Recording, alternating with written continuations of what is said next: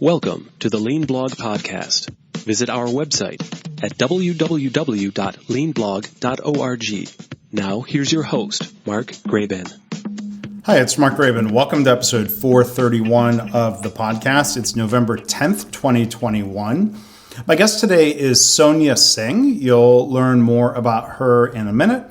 If you want to find links and show notes, more information about Sonia, her website, and more, you can go to leanblog.org/431. If you like the episode, please rate and review the episode or share it with a friend and a colleague on social media. Now here's the episode with Sonia Singh. Well, hi everybody. Welcome to the podcast. Our guest today is Sonia Singh. She is a certified Lean Six Sigma Master Black Belt. She's an executive coach and professor with 19 years of experience in healthcare operations, management consulting, leadership development, and culture transformation. So before I tell you a little bit more about Sonia, first off, welcome to the podcast. How are you? Thank you so much, Mark. I'm really excited to be here. Looking forward to the discussion and what you're going to share with us today. But Sonia is the founder of Sonia Singh International, and one of her offerings is called the Influential Leadership Academy, where she helps leaders build emotional intelligence and master their influence. So you can learn more about that online at influentialleadershipacademy.com. She was previously an employee at a couple of different healthcare systems and Cardinal Health. So you've seen a couple different sides and dimensions of our broader healthcare system, Sonia, right? That's right. Yeah. On the provider side, on the product development side, and manufacturing side. So kind of a little bit of everything within healthcare. Yeah, so we'll have a chance to hear more about that here today. And final notes on her background. Sonia has a degree in psychology from Northern Illinois University, a master's degree in health administration from Tulane University, and she completed her professional coaching training at the University of California, Davis. So Sonia, if I have any one standard work question, for guests here, I like to hear people's lean origin stories, or in your case, as a lean Six Sigma Master Black Belt. I mean, what's your origin story in terms of how and where you got first introduced to these methodologies? Sure, Mark. So I started off my career in managing a couple medical practices. And while I was in that job in operations, as anyone in operations knows, majority of your time is spent with people issues and putting out fires and all of that. But there was a big need at that time to improve our processes because we were losing a lot of money. So the clinic had really high expenses and revenue just wasn't coming in. And so I was asked to look at what to do. So there was no specific framework that I used or anything like that. It was just, we were looking at different ways to reduce waste. And so we did that. And as I did that, I discovered how much I loved doing that kind of work. And so I left that job to become a management consultant. And that's where I really started learning about process improvement. And the consulting firm that I worked for, which was a part of Cardinal Health, they merged with another company that was a Lean Six Sigma company. And so that's where I was introduced to Lean Six Sigma world, and I became a black belt. And through that, I just fell in love with process improvement, with lean specifically, and I just kind of continued on that path for many years until probably about a couple of years ago, where I started to kind of shift that path a little bit. Yeah. So thinking back to the time in the medical practice, I mean, what are some of the things you remember, along the lines of reducing waste? Some of the things that were high impact or just kind of stand out as interesting improvements back then? The most interesting things that I found were the solutions that were so simple had such big impact. I think that was what was most surprising to me and to everyone else. Very little small changes where, we had a cutoff of when we had to submit our charges, and charges were not being submitted when we looked into it. That was one of the ways. Charges were being submitted too late, and so we were not getting reimbursed. So we shifted the time frame of when we were, asking for all the physicians to, submit their charges, and it was a little tweak. And it was actually a more of a personal issue. So we had a staff member, the coder and the biller who was helping us do this work. It was so dependent on her, working with the providers.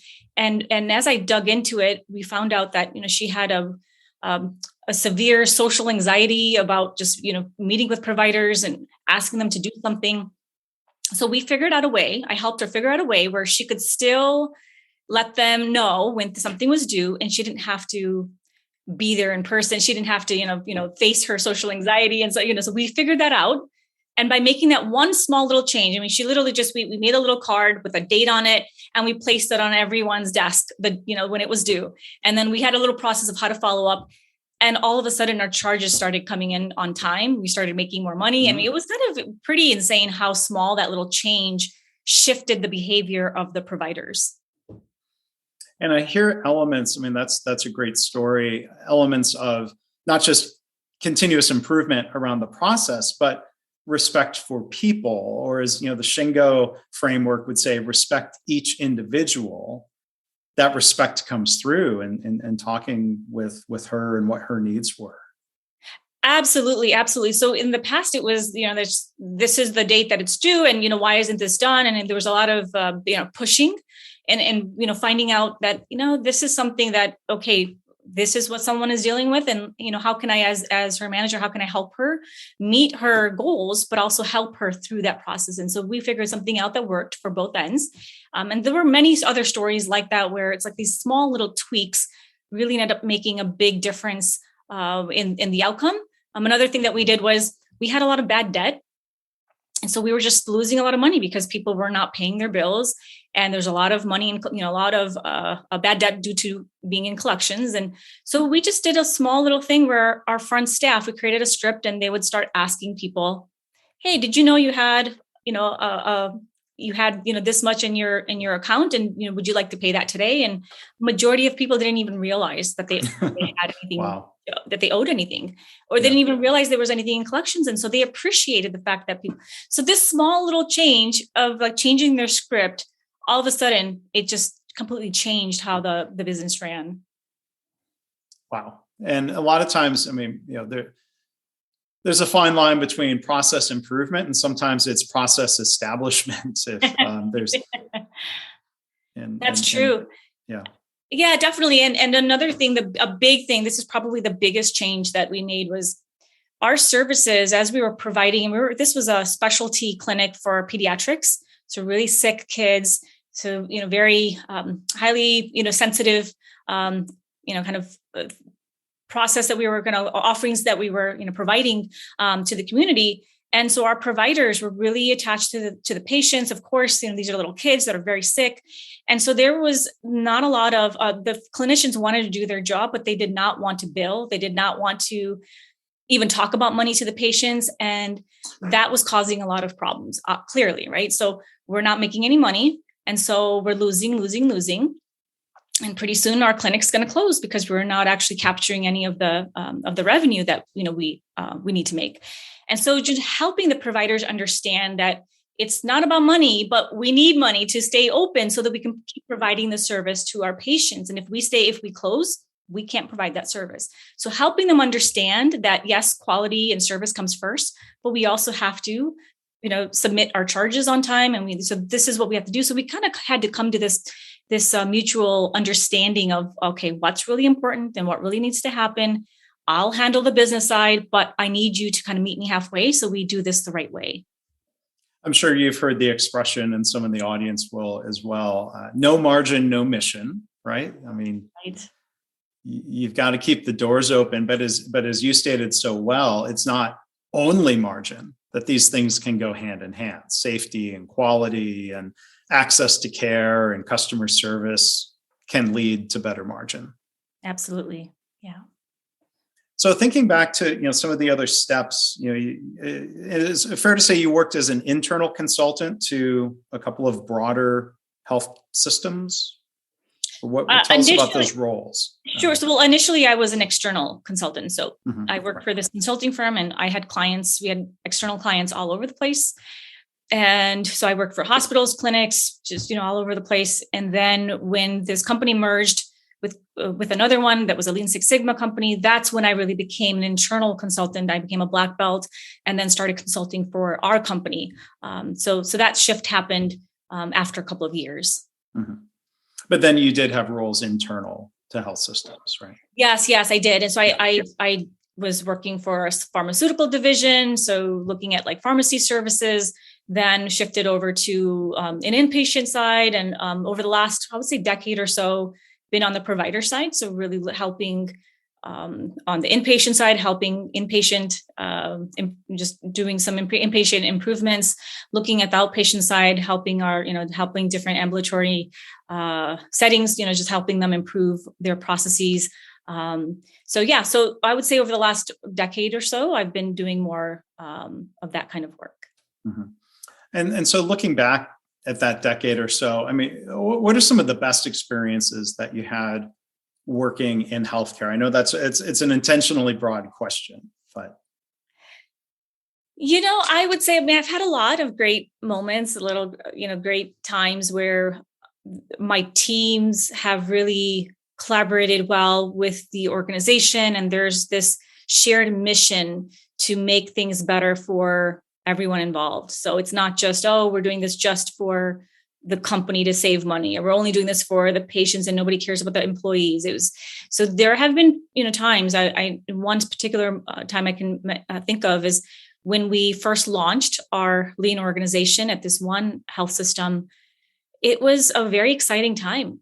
And we started off with just showing some improvements by doing some projects. We had no really team. It was just, we were just doing projects, showed some of these quick hits, these quick improvements, saw what we can do when we start kind of pulling people together and make these rapid improvements. And all of a sudden the leaders in the organization were like, wow, this is great. We need more of this.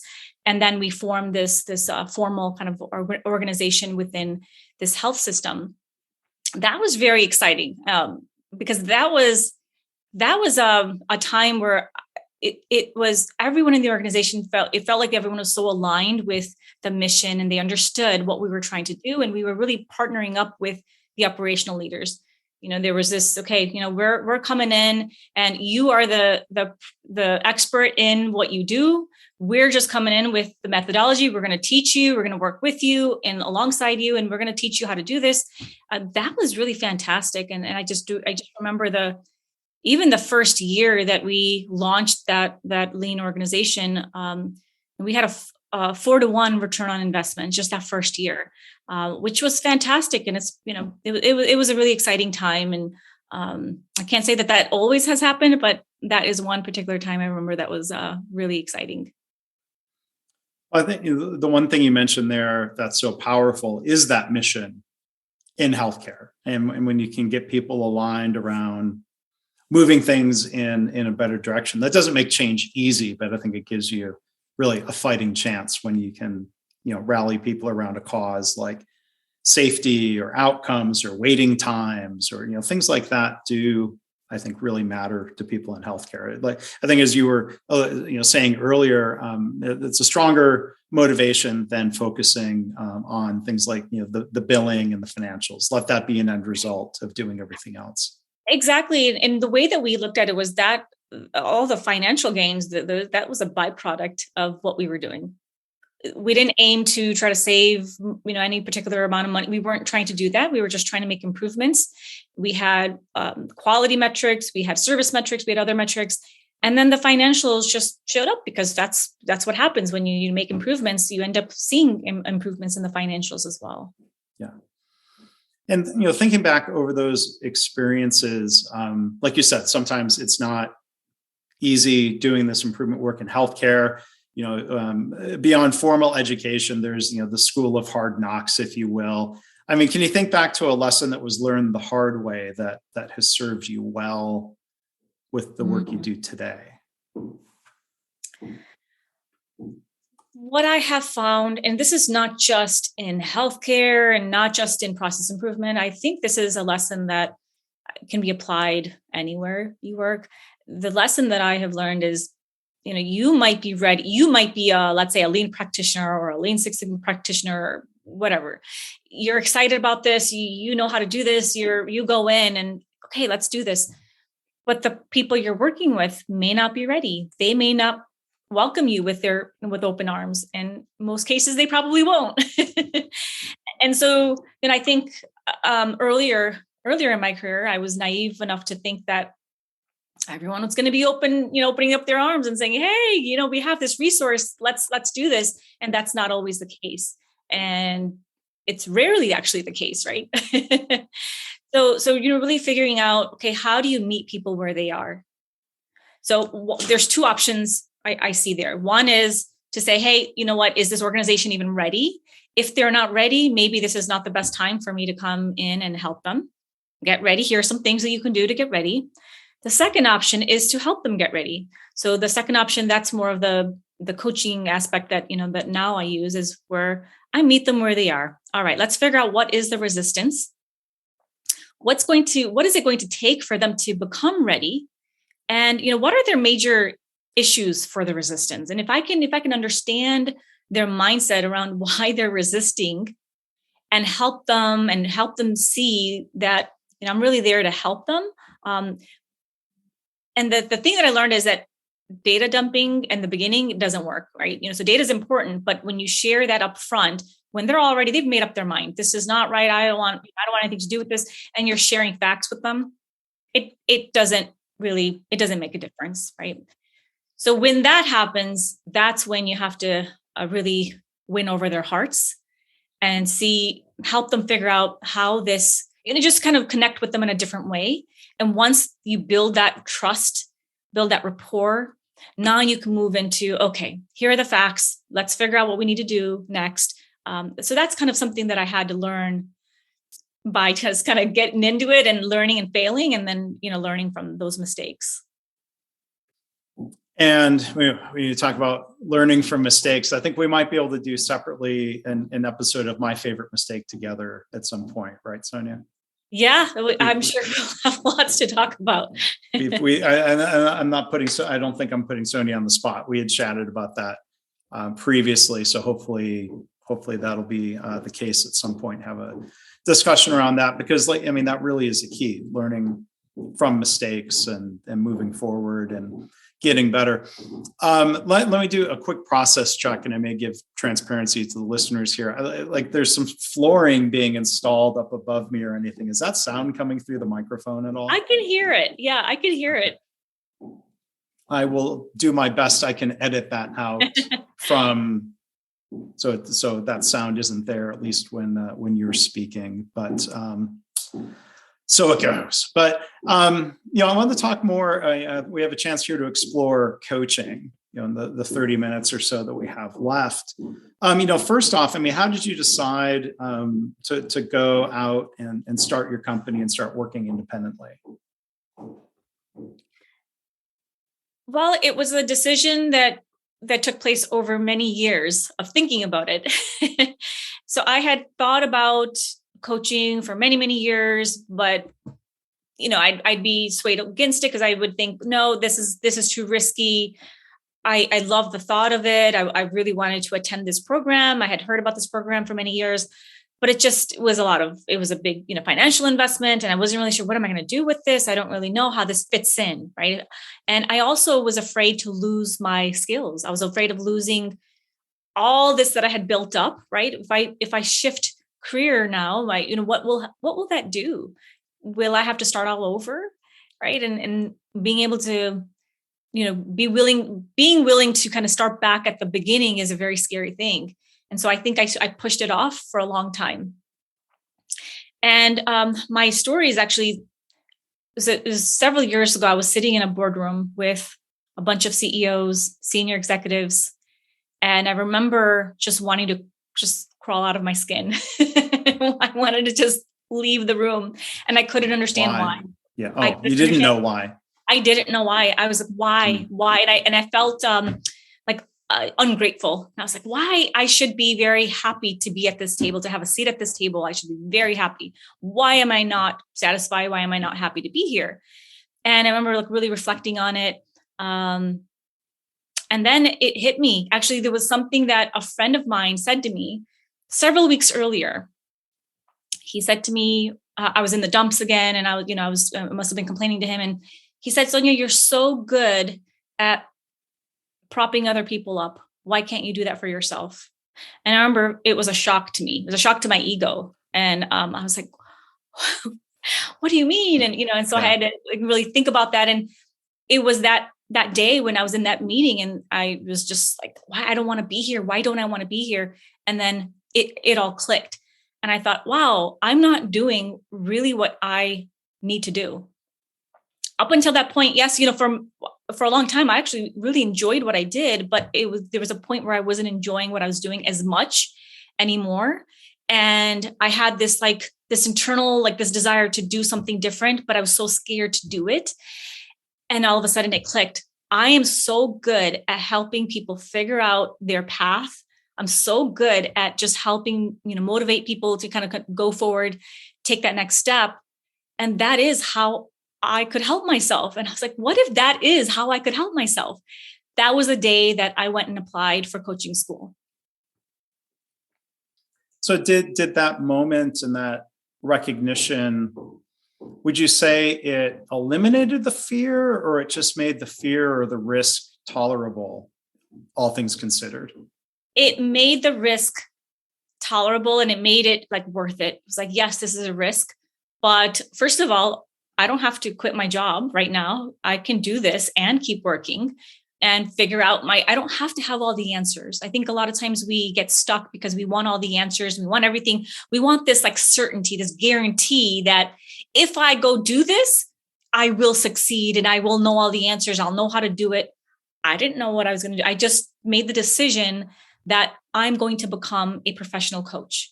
How, when, I don't know, but I just made that decision, and that was enough for me for that time. And I just felt confident in that I'll figure out my next steps once, I figure out this next one, then after that, I'll figure out that next one.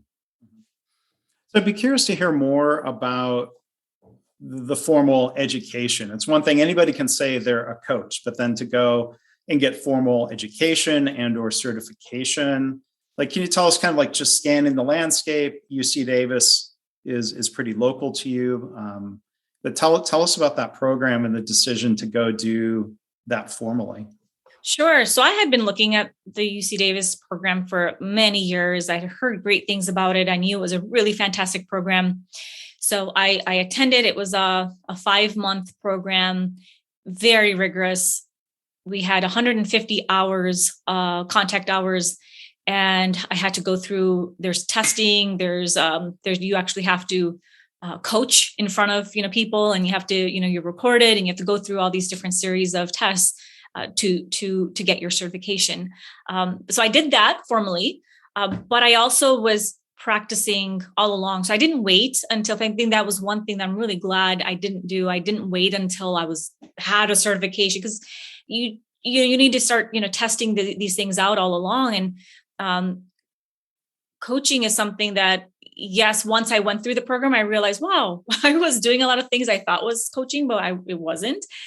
But at the end of the day, did I, hurt anyone? No. So I'm glad I still tested, and I still, tried to coach people, help people. But going through the formal program, I really learned the difference between coaching, mentoring, consulting, counseling, therapy. There's these overlaps, but they are different. And just having that understanding of what they all are helped me to then be of better service to others. I'd be curious to hear an example. You reflected on, things I thought was coaching, but wasn't. What's one example of a behavior or a practice that you might try to help coach others through if you saw them, if you're coaching a coach or somebody trying to be like a coach in a workplace? One is sharing your personal experience. That falls under mentoring. So, a mentor, someone who's been there, done that, and you're looking to them for advice. That's different. That's not coaching. So as a coach, you really don't need to share your personal experience. You need to be focused on the other person. You really need to be focused on the person who's being coached and help them figure out their insights. So the the theory, so it's kind of the whole concept behind coaching is, as a coach, you are partnering up with the coachee. You are not above them. You are not their mentor. You're not, more educated or more experienced than them. You're right there, right next to them. You're helping them along through their journey of development. And so with that in mind, if you're equals, then, it really doesn't matter what your experience is. It's not about you. And so that was one thing that I was like, oh, okay, I was sharing my experiences too much before. And the other is telling. So giving them advice, telling them, hey, why don't you go do this? Which again, that's not coaching. Because as a coach, you don't tell them. Mm-hmm. You're really only asking questions.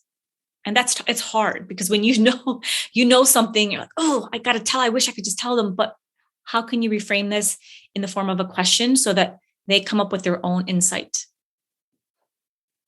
I'd be curious, Sonia, to hear a little bit more. So you've given us a little bit of a compare and contrast between coaching and mentoring.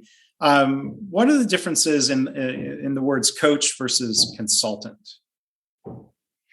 So a consultant, in my mind, you're hiring someone, it's like, I'm hiring you to just kind of have your brain on tap, right? It's like, I have you, for the next, 5 hours, I can ask you anything. I can, it's like, give me your knowledge, tell me what to do. So I'm asking for you to basically tell me, right? I'm telling you, I'm giving you my knowledge. Coaching is a little bit different where the skill set of a coach is to ask really high quality questions and to, the consultant is kind of heavy loaded on the work, right? It's like, okay, as a consultant, I'm trying to figure out, okay, what can I share? What can I give you? What resources can I give you? So it's a very heavy loaded on the consultant. As a coach, it's really heavy loaded on the client. It's actually the client's doing a lot of the work.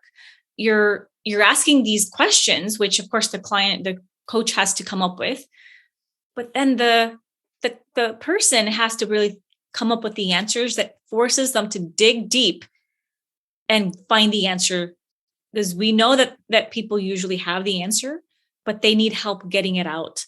And so if you can ask the right questions that really make them reflect and maybe reassess a situation, that's how you can provide the most value.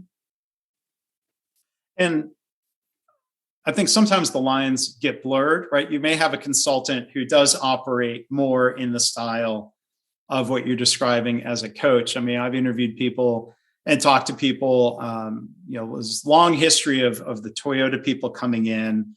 I interviewed somebody who was a supplier to Toyota, and they sent somebody in and they'll say things like, they never told us what to do. They never gave us the answers, but they were incredibly helpful. So it sounds like that's how one way maybe of describing somebody who's more in that coach category, right? Yeah. And, and they're all very valuable, right? And so it's not that, if you're a coach, you can't ever consult to, and if you're a consultant, you can't, you can do all those things. It's just knowing. So like when I know I'm kind of moving into the consulting, kind of, I'm putting that hat on, I'll let the person know that, this is what's happening. Do you want us to go there? And is this something that you want to do? But I'm very careful about, making sure that I know and that the client knows where we're headed. I mean, there's a level of more of the counseling side that I've studied and learned, where sometimes the client will specifically ask for input, experiences, advice. And I'd be curious to hear your thoughts on this. Like, I think one thing that you have to be careful with it, but I think something that helps avoid the advice trap is when you share it in terms of like, well, here's something that one organization did. What are your thoughts about that? Right? You're not taking ownership of the decision, even if they're trying to give it to you. Don't take it, and couch that sharing in terms of like, I'm not telling you what to do. I'm sharing something, and now I want you to please think about it. Yes, I love that, Mark. I really appreciate that, because you're sharing something for them to reflect on, right? So you're providing the baseline. This is what you need to reflect on, but you're still giving them the space to think about whether that will work for them and for them to make the decision on whether they want to do that. we know, like, I mean, I'm sure you've experienced this, where you share a great idea and they still don't do it, right? Because it's not their idea. Right. So it's like, how can they come up with the idea themselves? And you might help them get to that point, but they got to come to it themselves. Otherwise it's not going to stick. Yeah. There's the dynamic of it's not their idea, or, fair. It could be their circumstances are different enough where the experience or the idea that's shared might not apply, but it might spark them to come up with something that's different and better and a better fit, and it's theirs. Now that's all good. Yeah, absolutely. Absolutely. Yeah.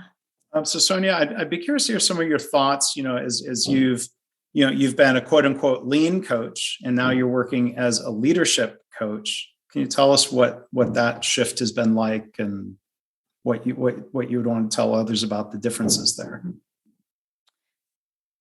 Well, sometimes there is a little bit of overlap, but when as a lean coach, which I still do, but as a lean coach, I'm usually coaching to the methodology and really using that as our framework. Okay, let's you thinking about the A3. Let's go through. Are you actually So I take that as the framework for the coaching.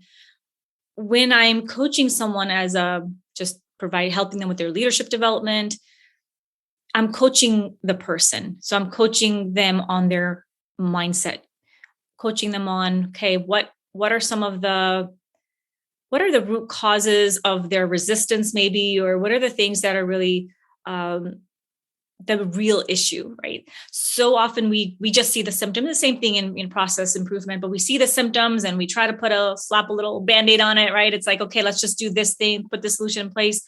But the problem doesn't go away because we never really did the hard work of digging into the root causes. And so as a lean coach, we're digging into the root causes of the process, but as a leadership coach, we're really digging into the root causes of why this person is struggling. Okay. So that's what we're doing. And so I use a little bit of the I do use some of the same thinking, where it's okay.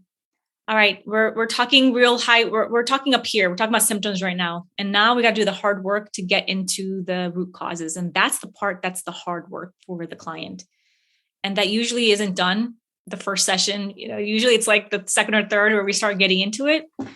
And then that's when they start thinking about, wow, okay, you know what? Maybe this is not an issue of strategies. Where I had this client most recently, he's like, give me the strategies, just tell me the strategy I need to do to make this happen. And I said, I can share the strategies. I can share some ideas of what might have worked for other people. And I didn't say it this way, but I'm like, I knew that wasn't his problem. I knew the problem was his mindset. It was the way that he was approaching it. But how do you get into that, right? So you have to kind of slowly, meet people where they are and start asking them questions to make them really think about and reflect on, hey, is this more of maybe the way that I'm approaching it? What perspective, what lens am I looking through? What if I looked at this, reframed this opportunity in a different way? Maybe I can see some different solutions. And it's very rarely a problem of strategy. It's usually more of a mindset. What your attitude is, what's really bothering you about this? Because what you think it is probably not that. Yeah. So in a minute, I've jotted down, I want to come back to this question of like finding the root causes of behaviors or reactions. But when you talk about somebody saying, tell me the strategies, like there are times when I've had clients get frustrated and they'll say, look, you've done, like, I think this is going back a while now, when I was doing work with a number of hospital laboratories. And then once they know you've helped with lean in different laboratories, which can include improving flow, like literally rearranging the laboratory to help support flow. And I'm trying to guide them through it. Like I'm teaching principles and some lessons and helping them figure out their own layout, which might be similar to what other people figured out, but I'm not trying to force that or manipulate them to an answer. But they'll get frustrated and say, this is taking too much time. Just tell us where we should put the machines. And you're right, that's not the best approach. But you make me think of the old joke of, the consultant takes the client's watch and tells them what time it is. I could see like an extension of that joke about a coach would be, somebody asks the coach what time it is, and the coach asks, well, what do you think about time? How would you determine what time it is? Have you considered other times that might be possibilities? That might not be helpful either. But there's the difference between like someone asking a question where there's a factual answer versus asking about strategy and bigger questions, right?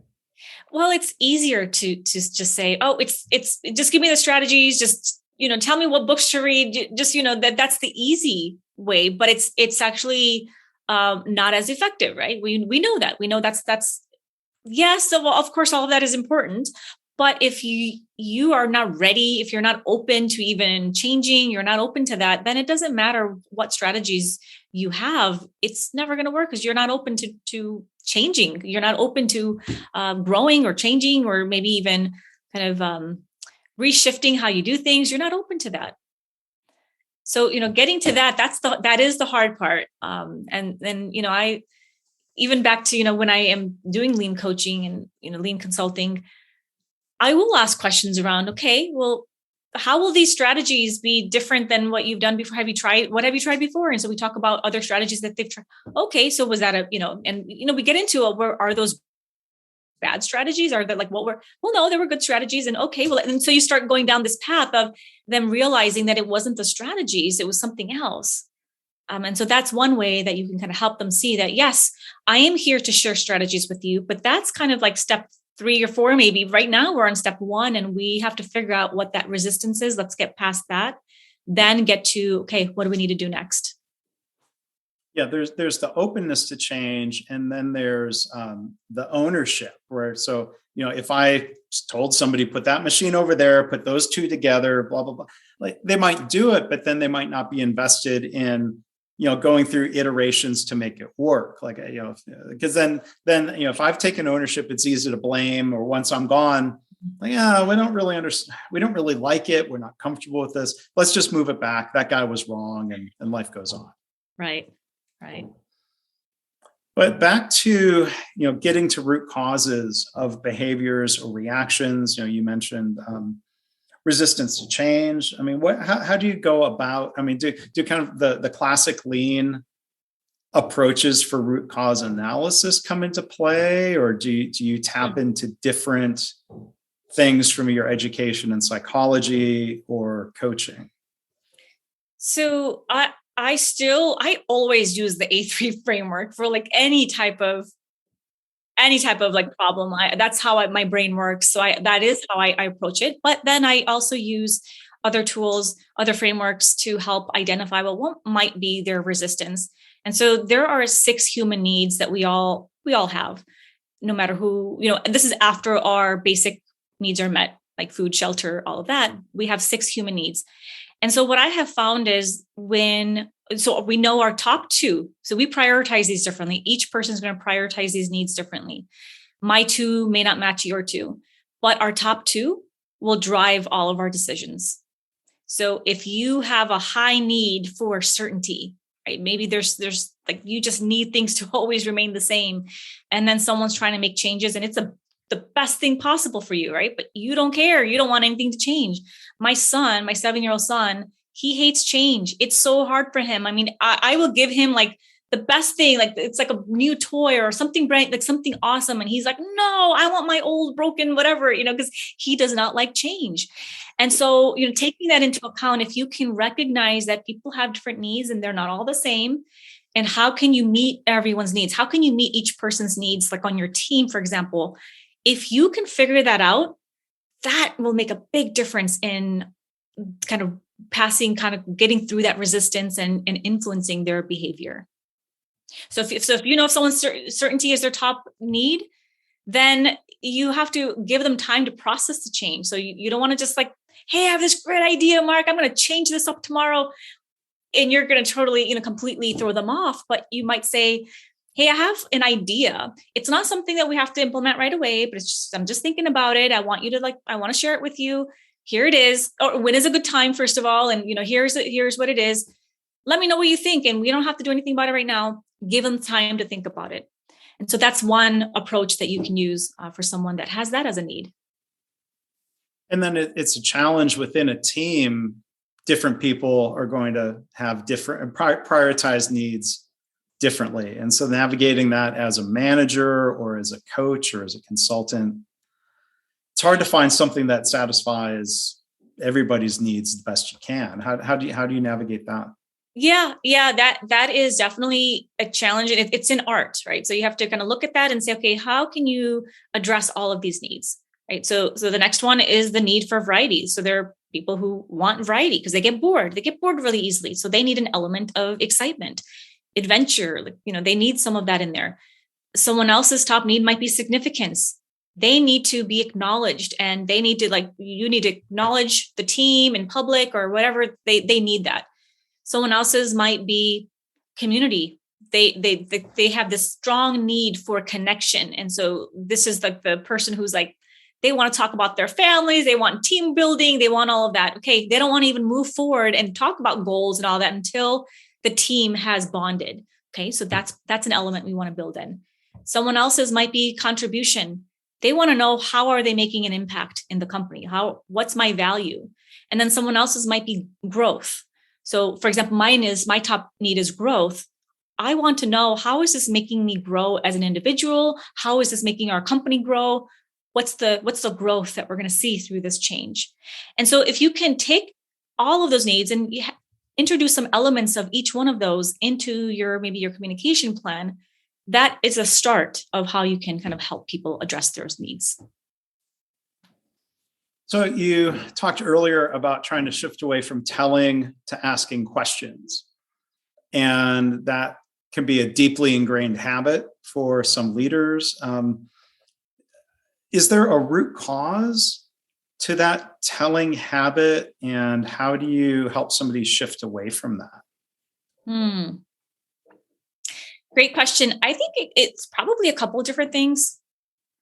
I think one, probably the biggest one, is that most people, not everyone, but most people in leadership roles, they've gotten there because they have some knowledge, they are experienced, they have some skill set, and they know something, right? So they have this credibility, and they want to keep that up, and they want to make sure that people see them as knowledgeable. It's I have to know the answers, so I have to tell. If I'm asking questions, I'm going to look like I don't know the answer, right? So I have to know the answers. So that's a misconception, first of all, of leadership. The strongest leaders are not the ones that have all the answers. Okay, right. That's number one. Another thing is, I think we're often rushed. We have short on time. We don't have a lot of time. So it's just faster if I just tell my employee what to do than take the time to develop them and ask them questions. That's going to take time. I don't have time for that, right? I'm just going to tell you. But what happens is, in the short term, yes, there are times when you have to tell, of course, there's a fire. I need to just tell you where the fire extinguisher is. I'm not going to ask you questions about it. But you have to build in time. So I have someone I'm coaching right now. She's building this into her weekly one-on-ones with all of her staff. There's a development aspect. So after all of the other things are talked about, then she has a piece where it's just development time. And that is time that she's going to ask questions. And there's no rush. It's this is your time. I'm just going to ask questions to help you develop as a leader, as an individual.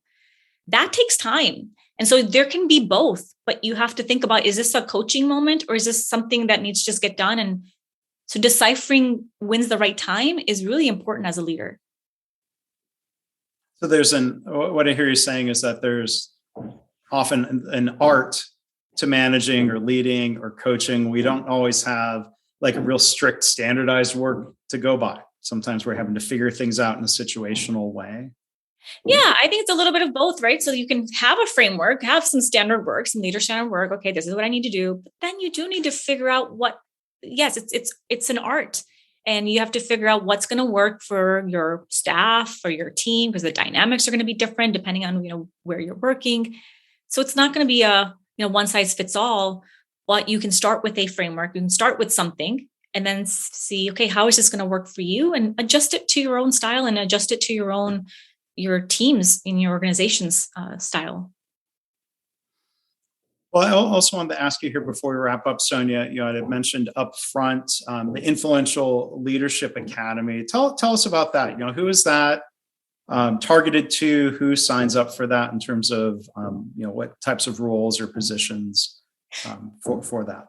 Sure. So thanks for asking that. So basically, this is a program to an online school where the main program that I teach, it's called Master Your Influence, Solve Problems Faster, Get Noticed, Make an Impact. And what it is, it's a program where I teach people influence techniques. And so there's a framework that I teach, and it's really around, and it's meant for anyone who considers themselves a leader or who wants to be a leader, right? So it's not anyone who's in management necessarily, but anyone who wants to be a leader and wants to develop more influence, right? So you might have that title of manager, but you may not necessarily feel like you have any authority to make a difference. Okay, so it's really about influence. How much influence do you have? And so that's what I teach. And so there's a series of different, modules and workshops that I teach, really helping people figure out the psychology behind what drives people. What's behind the decisions that people make, the behaviors that we see, what's behind that? And what are some ways that you can show up with a greater presence? How can you show up in a way that people want to listen to you? They want to hear what you have to say, because that's all important part of solving problems, right? The scientific piece is, of course, we need to have that. We need to have a method for how to solve problems. We need that's important. But that other element, that other side is what I teach now, which is about, well, how do you get into the psychology of how do you talk to people? How do you communicate with them in a way that makes them want to listen to you? And you remind me of the old expression from Toyota folks, and I think it's often attributed to Gary Convis, who was an American from I think he worked for at least two of the big three, and then he came into Toyota. And as he was coached, lead as if you have no authority. And that seems like the difference between authority and influence. The Toyota people seem to emphasize influence when at all possible, right? Yes, absolutely.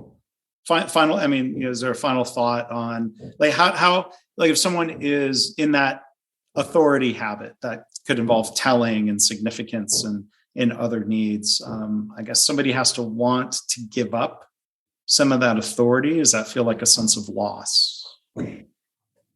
I think that has been my biggest lesson, as a leader myself over, 20 years being in different various leadership roles. I learned that it's a strength when you can share your power.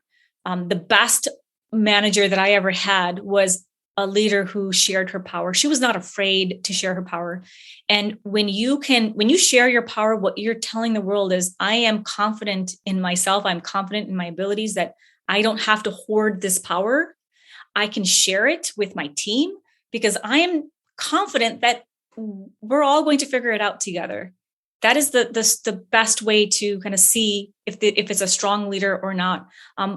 And if you're trying to hoard your power because you think you're going to lose your power by, giving it away, you're wrong. You really want to give it away. That's the best way to grow yourself as a leader, is to develop other leaders. When you share your power and you make other people more powerful, that is the best way to make yourself powerful.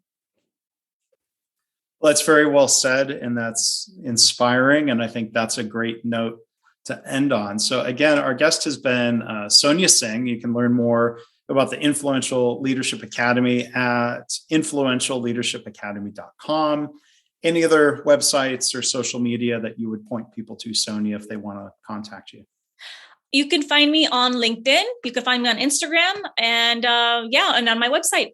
So thank you so much for having me, Mark. Really had a lot of fun. Sure thing. Well, good. Thank you. Thank you for being a guest. This has been great. Thanks for listening. This has been the Lean Blog Podcast. For Lean news and commentary updated daily, visit www.leanblog.org. If you have any questions or comments about this podcast, email Mark at leanpodcast@gmail.com.